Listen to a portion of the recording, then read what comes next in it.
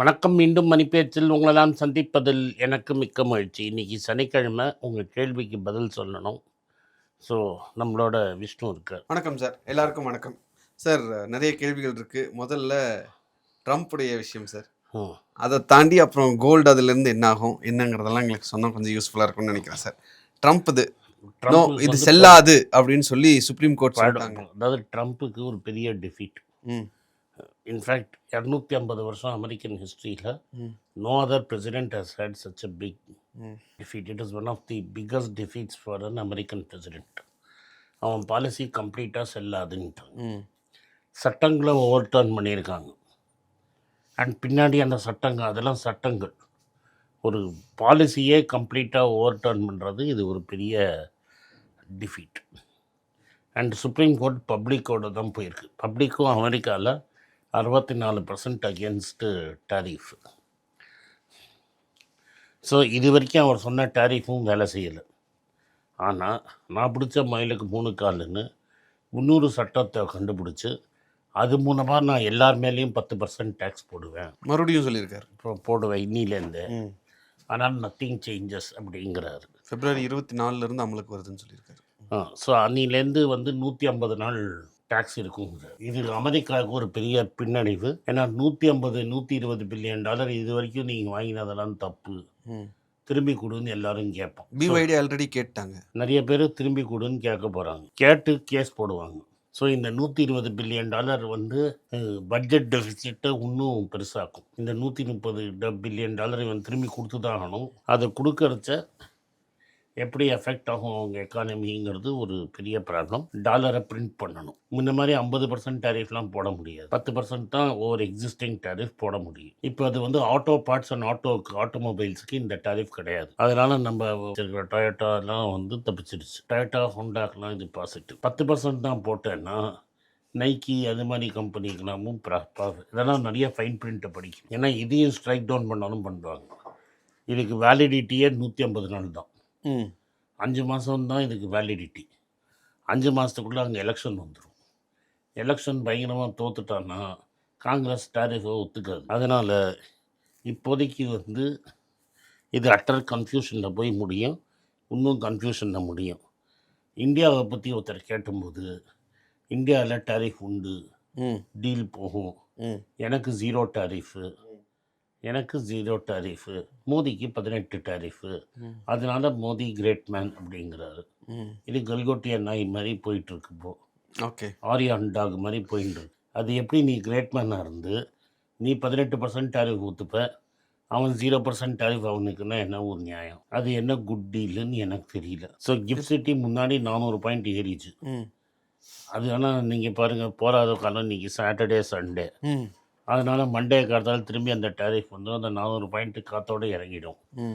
So அதனால் uncertainty continuous. இந்த அன்சர்டனிட்டினாலையும் இந்த பணம் திரும்பி கொடுக்கணுங்கிறதுனாலையும் கோல்டு குப்புன்னு ஒரு $50 ஏறி $5080 கிட்ட ஃபியூச்சர்ஸு, $5080 கேஷ்லேயும் ட்ரேட் ஆகிட்டுருக்கு. அது நம்மளுக்கு நற்செய்தி. நம்ம சொன்ன ரேஞ்சிலேயே தான் இருக்குது. 14680 போய் நின்றுடுச்சு. இப்போ சாட்டர்டே சண்டே அங்கே தான் இருக்கும். அடுத்த வாரம் பார்த்துக்கலாம். Okay sir. இந்த இடையில சாட்டர்டே சண்டேயில் டப்புன்னு ஒரு குண்டை போடுவாங்க அப்படின்னு எதிர்பார்த்துட்டு இருந்தீங்க. இப்போ முந்தா நாள் சொல்லும் போதுமே நீங்கள் நேற்று கூட சொல்லியிருக்கிறேன். ஆமாம், நேற்று நான் நடுவில் 2 குண்டை போட்டால் அவன் பெட்டராக நெகோஷியேட் பண்ணுவானான்னு கேட்குறாரு. ஸோ இதில் இப்போ தோல்வி அடைஞ்சதில் அதை சரி கட்டத்துக்கு நீ நைட்டு குண்டு போட்டாலும் போடலாம். ஏன்னா இல்லைன்னா நீங்கள் இதை பற்றியே பேசிகிட்டு இருப்பீங்க. ஆமாம். Okay sir. இது எப்படி இருக்குண்ணா சார், நீங்கள் எந்திரன் படம் பார்த்துருக்கீங்களா சார்? அதில் ரஜினிகாந்த் ஒரு ரோபோ சிட்டி பண்ணுவார். அந்த மாதிரி அமெரிக்கன்ஸ் எல்லாம் ஓட்டு போட்டு ஒரு சிட்டியை ரெடி பண்ணாங்க. அது ஒன்று பண்ணுது, இல்லை இது சரியில்லைன்னு எல்லாரும் பண்ணிட்டு இப்போ கடைசியில் இன்டர்வலுக்கு அப்புறம் அதுக்கு ரெட் சிப் பொருத்தி இப்போ வெளியே விட்டுருக்காங்க. இந்த ரெட் சிப் சிட்டி என்ன பண்ணும் அப்படின்றத இனிமேல் பொறுத்திருந்து தான் பார்க்கணுன்ற மாதிரி தான் அமெரிக்காவில் நடக்கிற ட்ரம்ப் கதை மாறி இருக்கிற மாதிரி தெரியுது. அப்படி தான் இருக்குது. இப்போ ஒரு ரெட் சிப் உள்ள வச்சு இப்போ தான் வெளியே அனுப்பிச்சிருக்காங்க. நேற்று வந்தது ஒரு பெரிய ஸ்ட்ரைக், அசிங்கம் அப்படின்ற மாதிரி ஆயிடுச்சு. அது எங்களுக்கு அசிங்கம் தான் ஒன்றும் கிடையாதுங்க. பட் இதில் என்ன, நான் உங்களுக்கு இத்தனை நாளாக நான் சொல்லிட்டு இருந்தேன் இல்லையா, அமெரிக்காவில் ஃபவுண்டிங் பிரின்சிபல்ஸ் ரொம்ப கிளியர். லிபரல் சொசைட்டி, ஒரு நாளைக்கு இன்ஸ்டிடியூஷன்ஸ் திரும்பி அடிக்கும்னு சொன்னேன். ஜனநாயகம் திரும்பி வரும். அதனால் திரும்பி காங்கிரஸும் செனட்டும் கண்ட்ரோல் எடுத்துக்கும், டாலர் கிங்காக இருக்கும். சைனாவில் இது மாதிரி சிஜிபிங்க அடிக்க முடியாது. பூட்டின் அடிக்க முடியுமா? இதுதான் டிஃப்ரென்ஸ் பிட்வீன் ஒரு ஜனநாயகத்துக்கும். ஏன் டீடாலரைசேஷன் நடக்காது அப்படின்னு சொல்றப்பெல்லாம் நீங்க இதை சொன்னீங்க. அதுதான் இதுதான் எக்ஸாம்பிள். Okay sir. ஆனா இன்னும் நிறைய பேர் டீடாலரைசேஷன்ற ஒரு நீங்க விஷயத்தை என்ன வேணா பேசிட்டு பேசிக்க. இருக்கோம். ஓகே சார், இப்போ உனக்கு புரிஞ்சிருச்சு இல்லை? புரிஞ்சிருச்சு, கிளியர். இங்கே சட்டம் தான் வேலை செய்யும். பிரசிடென்ட் தப்புன்னு சொல்கிறதுக்கு ஆள் இருக்கான். அதில் 2 பேர் ஓட்டு போட்டால் இவன் அப்பாயிண்ட் பண்ணவனே இவன் முட்டாப்பேன்னு சொல்லிட்டான். என்னது, இவன் தான் சொல்கிறான் அவன் லேப்டாக் அந்த நாய் இந்த நாயின்னு ஏதோ திட்டின்னு இருக்கான். பட் இவனால் ஒன்றும் பண்ண முடியல. அதே பூட்டினாலையும் ஜிஜிபிங்காலையும் ஒரு சுப்ரீம் கோர்ட் ஜட்ஜி இது மாதிரி சொல்ல முடியுமா? Okay sir. இப்போ மண்டே வந்து மார்க்கெட்ஸ் எப்படி ரியாக்ட் பண்ணும் சார்? இந்த நியூஸை டக்குன்னு நான் பார்த்தோன்னே எனக்கு என்ன தோணுச்சுன்னா, சிட்டி 400 பாயிண்ட் ஏறிடுச்சு. நான் 1000 பாயிண்ட் ஏறும்னு எதிர்பார்த்தேன். அதுதான் சார். அதுக்குள்ளேயே ட்ரம்ப் பாகவதர் இந்தியாவுக்கு அதெல்லாம் கிடையாது 18%ன்னு சொல்லிட்டாரு.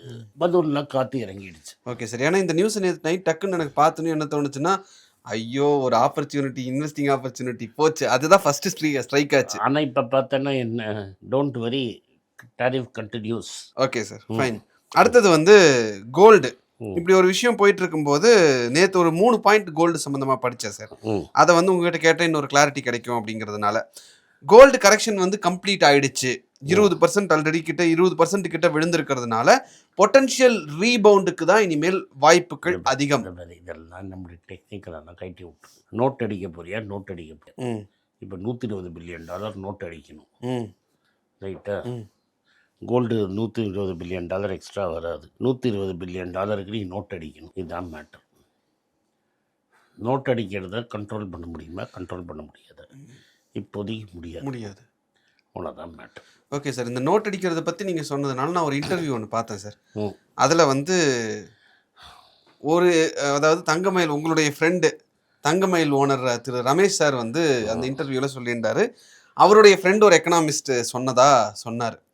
கோல்டு வந்து ஒரு அவுன்ஸு $23,000 $25,000 வரைக்கும் போகும் அப்படின்னு எனக்கு தெரிஞ்ச ஒரு பெரிய எக்கனாமிஸ்ட் சொன்னாரு. அவர் இன்னொரு பாயிண்ட்டும் சொன்னாரு, எக்கச்சக்கமா தேவைக்கு அதிகமா நோட்டை அடிச்சு ஆல்ரெடி சர்க்குலேஷன்ல விட்டுருக்காங்க அப்படின்னு ஒரு எக்கனாமிஸ்ட் சொன்னதா அவர் சொன்னார் சார்.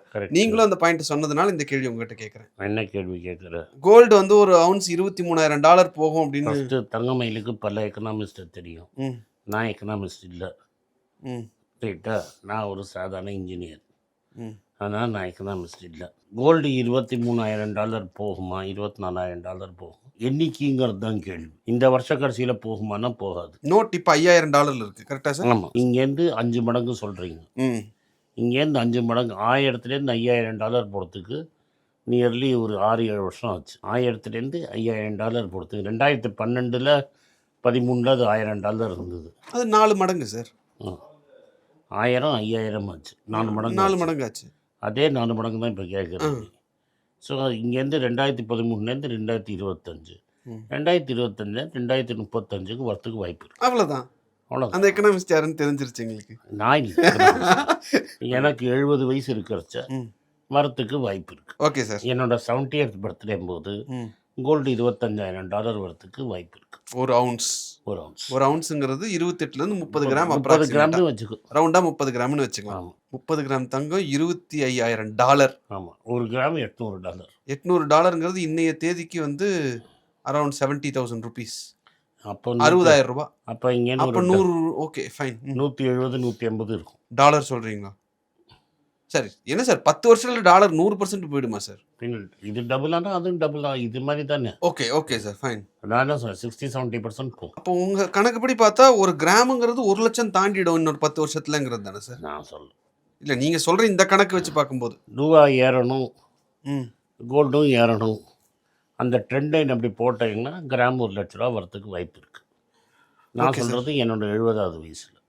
Okay sir. எனக்கு இப்போ வயசு 58. இன்னொரு 10-13 வருஷம். 12 வருஷம். 12 வருஷம்.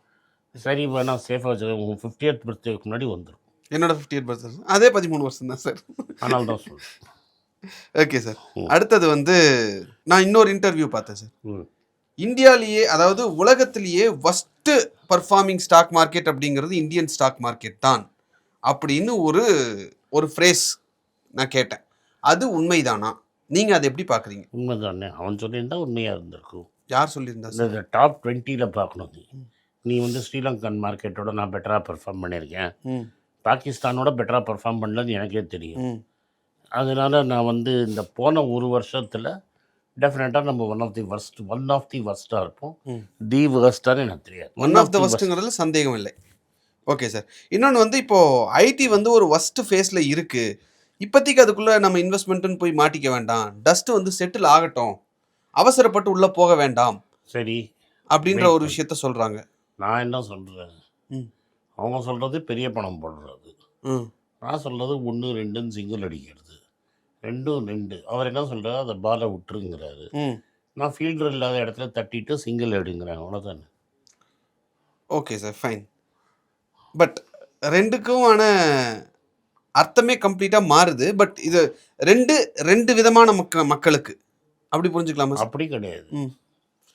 டஸ்ட் எப்போ செட்டில் ஆகணும் உனக்கு எப்படி தெரியும்? அதுதான் அடுத்த கேள்வி சார். ஆன்சர். அதனால அது வரைக்கும் காத்துட்டு இருக்கிறது வேண்டாம். அதை கூட பவுன்ஸ் ஆகி திரும்பி 4000க்கு போயிடுச்சுன்னு கிடைக்கிடுச்சு. 1 2 1 2ன்னு பொறுக்கினே இருக்கு. அடுத்தது வந்து நிப்பான் கோல்டு பீஸ்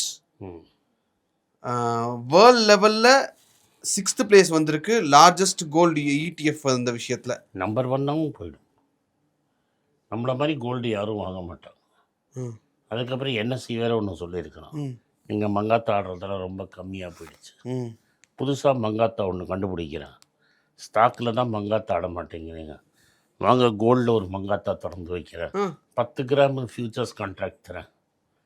ஓகே, அதில் வெய்ராஜா வாயிடுங்க. 10 கிராமுக்கு ஃபியூச்சர். ஆல்ரெடி இந்த கோல்டு மினி அப்படின்லாம் சொல்லுவாங்களே சார், அது வந்து கமாடிட்டி. இது ஸ்டாக் எக்ஸ்சேஞ்சில் கோல்டுக்கு என்ன வேலை? அதுதான் ETF கொண்டு வந்துட்டோம் சார். ETF இது நீங்கள் அன்றைக்கே கேட்டிருக்கணும்ல, ஸ்டாக் எக்ஸ்சேஞ்சில் கோல்டுக்கு என்ன வேலைன்னு. சரி, ETF என்னப்பா?